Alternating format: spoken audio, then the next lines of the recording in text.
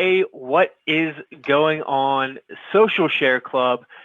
I'm Travis, and I've got a special guest for tonight. Um, my good friend Shawn is with me today, and we both feel very strongly about one specific topic, and that is mental health and how important mental health is to drive drive anything. It's if moving people were easy, a bulldozer could do it. But um, so how we both come from very similar yet different backgrounds, and um, I look forward to really jamming out with Shawn Coleman uh, with Perspective LLC as we jam on some of the amazing things that we've come across to help people with gain awareness of mental health. Some of Shawn's background. Shawn has over 11 books published, um, as well as ton of leadership in this field, um, and has worked with many people on overcoming many of the obstacles that we typically have from a day to day. And Shawn, go ahead and introduce yourself. Say hi. What's going on, buddy? Absolutely, man. Absolutely, Travis. First off, thank you, Travis, for having me on the show, man. I think that you're doing some really incredible stuff. And yeah, so my name is Shawn Francis-Coleman, and I am the lead professional counselor and also the president of a company called PerspectVe LLC. We've been up and running since about 2008. I think officially since 2010.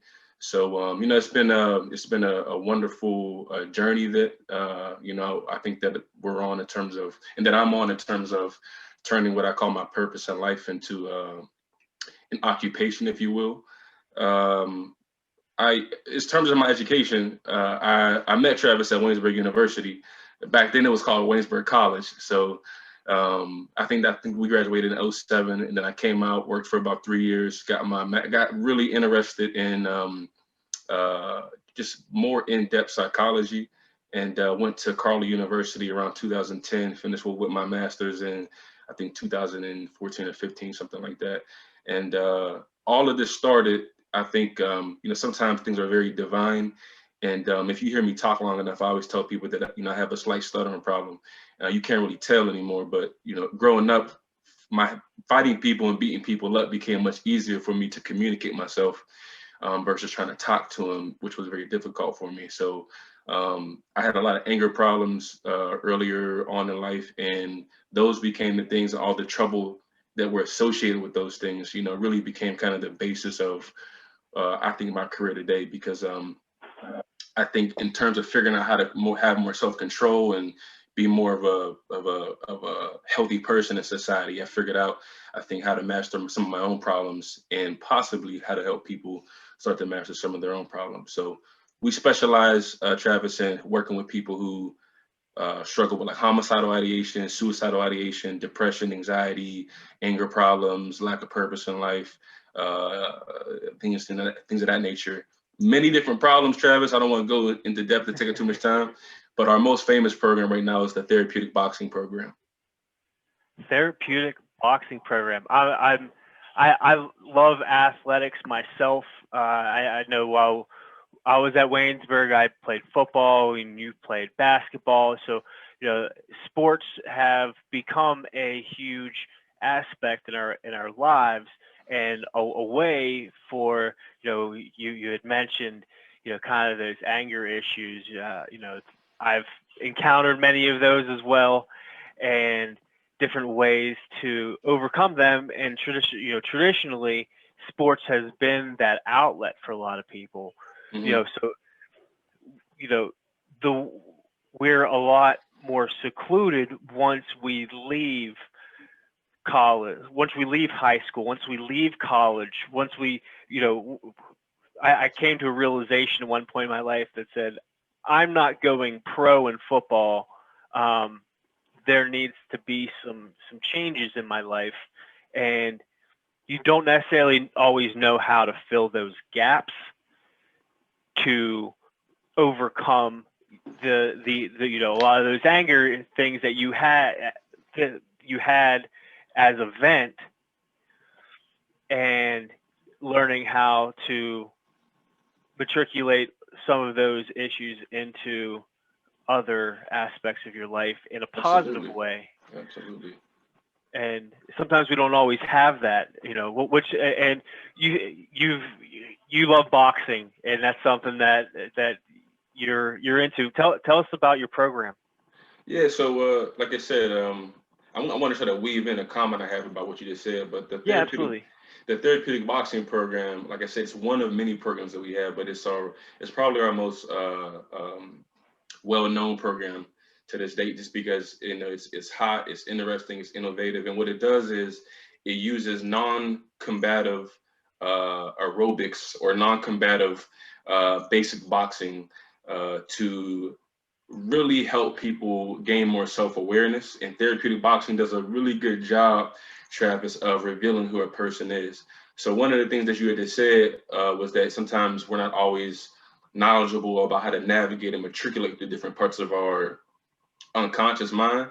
And that's one of the big things is that, what you're talking about is self-awareness. A lot of people don't have this self-awareness to be able to be conscious of what's going on in the moment or sometimes out of the moment.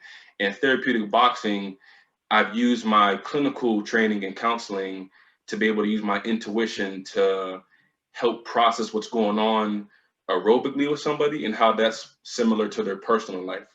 I remember whenever I met Michael Jordan one time, and I don't know if it's Michael Jordan, but somebody once said, "How you play a sport is how you play life." I think it was Tony Robbins actually. How you play a sport is how you play life. So I'm able to actually tell a lot about a person about how they're exercising and tweak certain things to quote unquote fix it. And when we explore how we can process that and use that in their actual life. Yeah, I feel that. Whenever I was that very headstrong, and as linemen use their head for a lot of things, right? Right. And you know bulldozing into a situation, versus how maybe a quarterback or a wide receiver would finesse their way through. Yeah, yeah, I've always been kind of the full steam ahead, but I've also had to understand how to quarterback and even coach, right? right. Excellent. Um, so that statement really rings true for me. Um, so um, and people who don't have the type of self awareness that we're talking about, Hmm. we've both seen it firsthand where people have gone down hard paths, and we've been down our own hard paths as well. Um, you know, this the lockdowns have affected people in many ways that aren't that aren't directly related to COVID, but we're locked down, we're secluded. People are now in their own heads. Yeah. Um, what are you seeing from that perspective? I know that I've lost three friends um, over the past year, and it was all mental health related. So Yeah. Yeah. Well, I saw you post that, and and may those three people's spirits, souls, and beings and well beings prosper and healthy next lives. I was a bit distraught whenever I read that. I think to answer your question in a direct way, what am I seeing?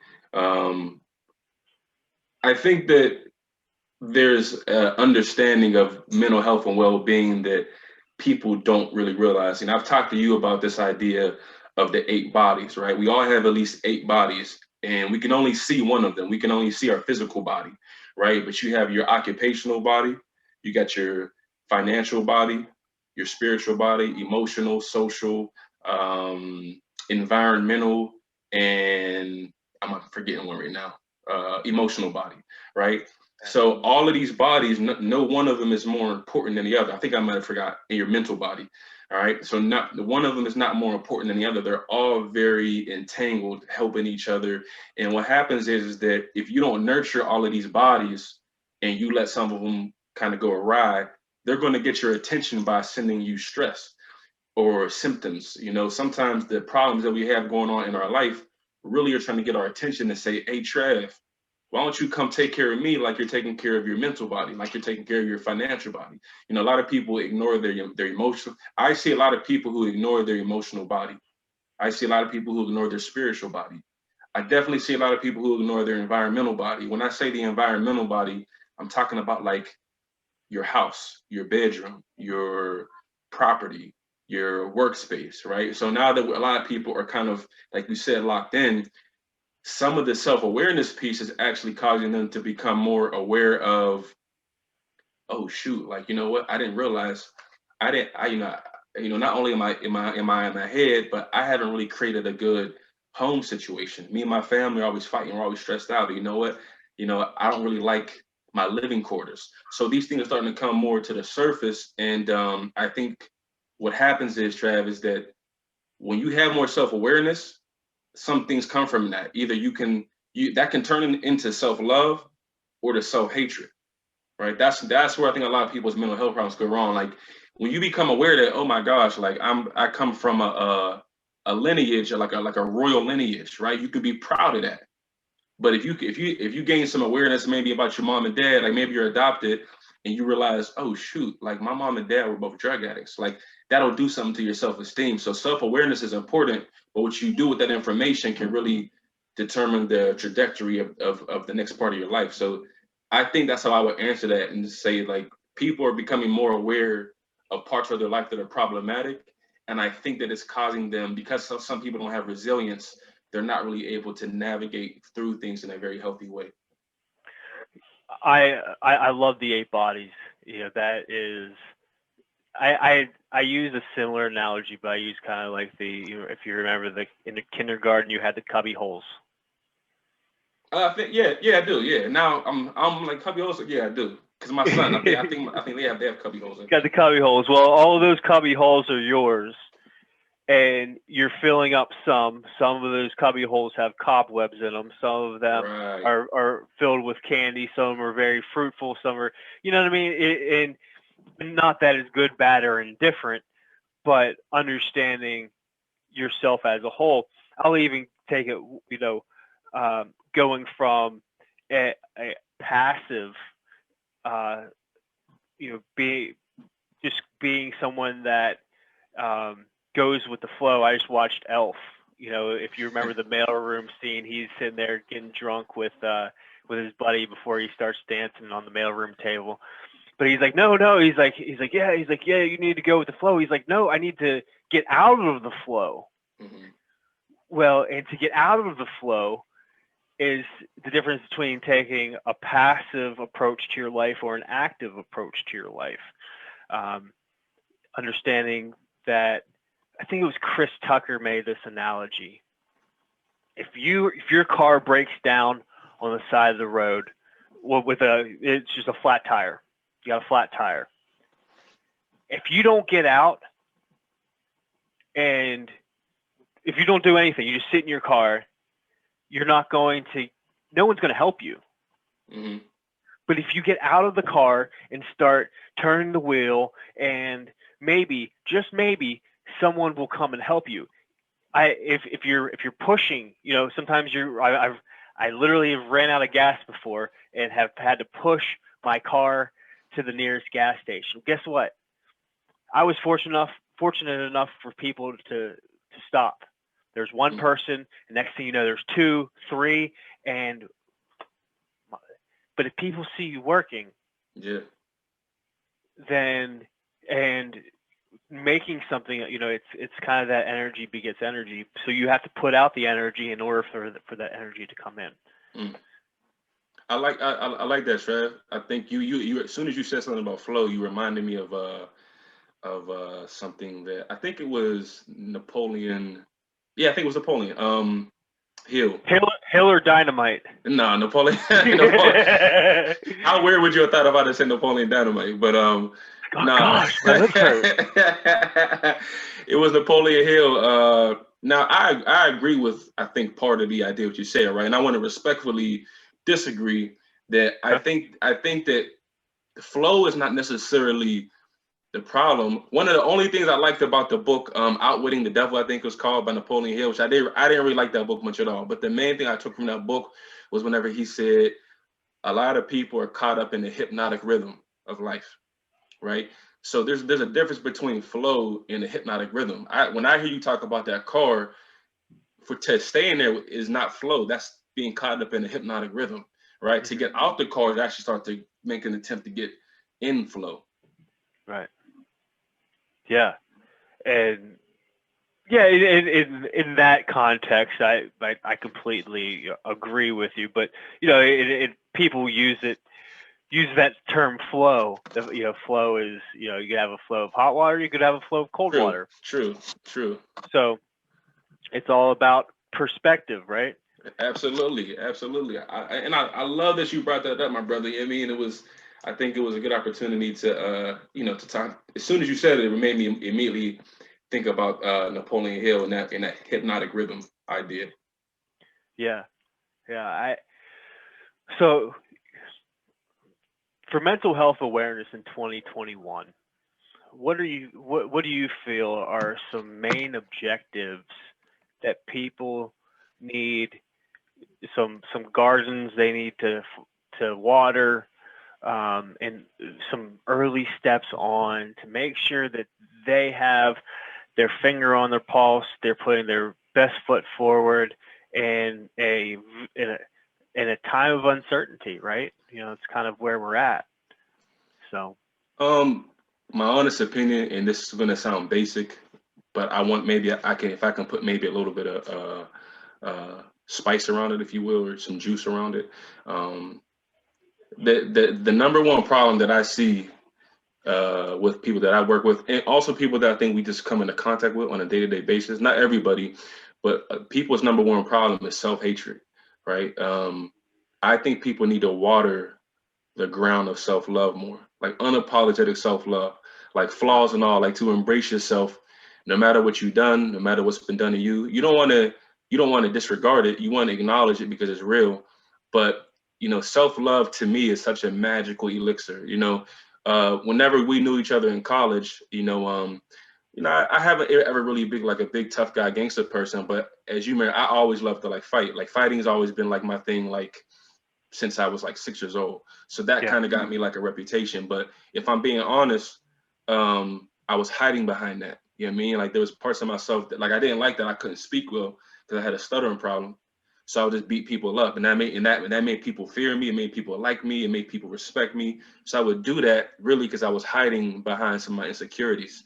And when I just like I just kept getting in trouble, man, and like that wasn't working out. Right, trying to be somebody tough well, wasn't working out. So when I got to the point of like just accepting, I'm like, you know what? F it. I'm just gonna be who I am, flaws and all. And people don't like me, whatever. And that's at 23 years old, man. It was like being reborn again. So when you talk about a garden, I always say like, if you have a tree, right? If every branch or leaf represents like some type of different self, like self confidence, self esteem, self appreciation, self gratitude, the dirt to me is self-love. Self-love grows all of that. It's very hard for you to have any confidence, any gratitude, any appreciation for yourself whenever your self-love is very low. yeah, And to go back on our conversation, in order to get self-awareness, self-love, I do think it begins with self-awareness. We don't value in this country, maybe in this world, we don't teach people to discover or rediscover who they are. yeah, You know what I mean? So yeah, you have to, sure. that's my answer to that. Yeah, I definitely feel you on that one. There's sometimes you have to forgive yourself for the person you were to make room for the person you're becoming. Absolutely. And it's just like Snail changes shells, snakes shed their skin. You know, you have to move into a bigger you, and in order to do that, you have to let some things go and create stronger roots for that tree, creating a stronger foundation for that tree to grow. And that's also going back to there's a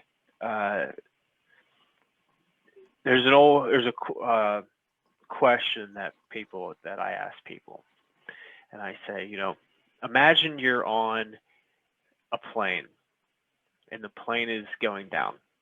Mm-hmm. Next to you, you have an old woman, and you have on the right of you, you have a mother with a baby. Mm-hmm. The oxygen masks drop. Mm-hmm. Who do you help first? Myself. You help you, because if you don't have that oxygen mask on, you can't help either one of them. Right. And that's something that people go, oh man, that's morbid. But it's facts. Yeah. And those types of things are mindsets, mind tweaks that you have to get over in order, again, making room for who you're going to become in 2021. I love it. I love it. So, yeah, I'm glad that we got together and we're able to talk like this about such a tough topic. And, as most of the people in this group are either business owners or managers or business supporters, especially, we need more connectivity of these of businesses, business groups, so that way, the common day, the everyday Joe can survive and thrive in these types of situations.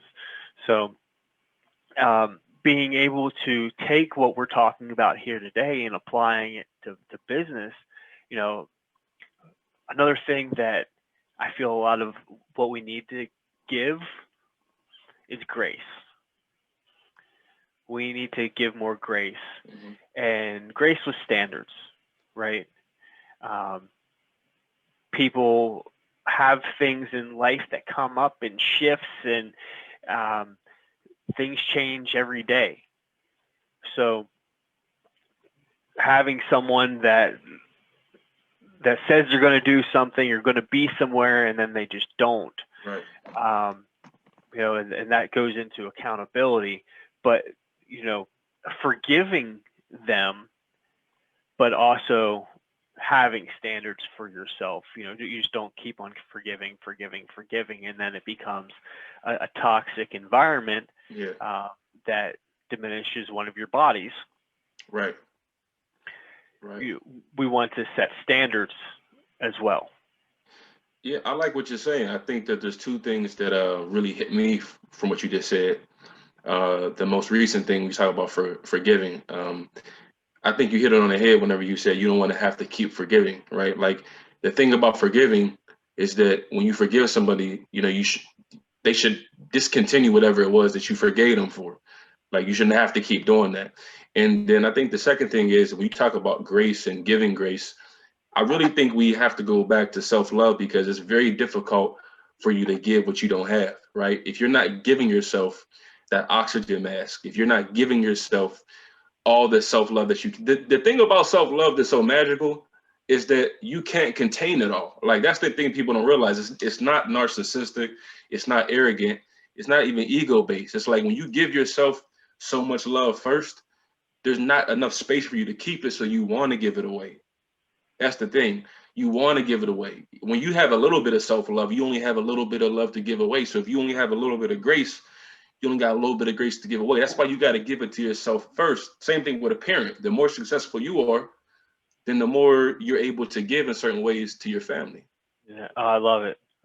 Bringing it full circle, man. If you don't give yourself grace, then you don't have any grace to give. Yeah, man. Absolutely. So, man, that was amazing. Just rolling like that. I appreciate you, man. Likewise. Yeah, I appreciate you. And, coming up, we wanted to keep this, we'll have to do this again, because this is for sure. This is just a lot of fun, just rolling, just spitting. Absolutely, man. Absolutely. So, well, thank you everybody in the Social Share Club for joining us on this special mental health awareness live stream with Shawn Francis-Coleman of PerspectVe LLC. He has some books out that we'll definitely be posting some links to, so that way everybody can check out, see what all he's just great minds, right? That, so we try to get some smart people that are smarter than I. Oh man, stop. Maybe start blushing. No, but for real, thank you everyone for checking this out. I'm Travis. Head over to trav.media. Check out I've got a ton of resources over there, some great articles on branding, marketing, designing, building, connecting, and promoting. So head on over there. I've got all kinds of goodies. Have a mindset of curiosity. And so there can be a lot of pressure to perform. It's like, I really want to make this dream happen. There's an understanding of mental health and well-being that people don't really realize. Exercise is the best medicine that there is. You gotta believe in yourself. You gotta believe you can do it. You gotta push. You gotta want it. Adding to positive conversation and elevating everybody's vibration on some level. I should have done it sooner, because you've taken so much burden off me. You've taken so much time that I've wasted off my plate. You've got to take that leap of faith and step a little bit outside of your comfort zone.